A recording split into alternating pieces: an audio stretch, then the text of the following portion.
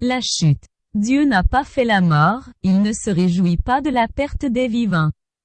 C'est par l'envie du diable que la mort est entrée dans le monde. Satan ou le diable et les autres démons sont des anges déchus pour avoir librement refusé de servir Dieu et son dessein. Leur choix contre Dieu est définitif. Ils tentent d'associer l'homme à leur révolte contre Dieu. Établi par Dieu dans un état de sainteté, l'homme séduit par le malin, dès le début de l'histoire, a abusé de sa liberté.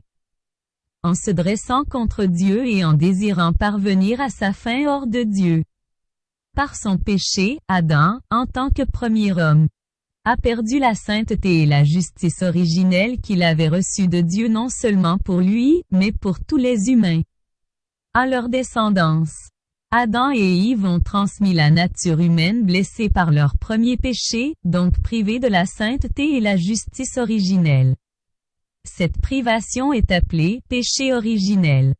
En conséquence du péché originel, la nature humaine est affaiblie dans ses forces, soumise à l'ignorance, à la souffrance et à la domination de la mort. Et inclinée au péché, inclination appelée concupiscence, nous tenons donc, avec le Concile de Trente, que le péché originel est transmis avec la nature humaine, non par imitation, mais par propagation, et qu'il est ainsi propre à chacun.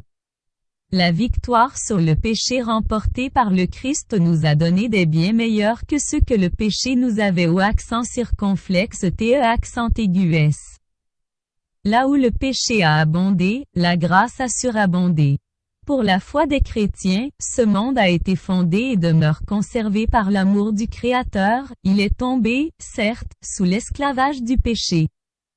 Mais le Christ, par la croix et la résurrection, a brisé le pouvoir du malin et l'a libéré.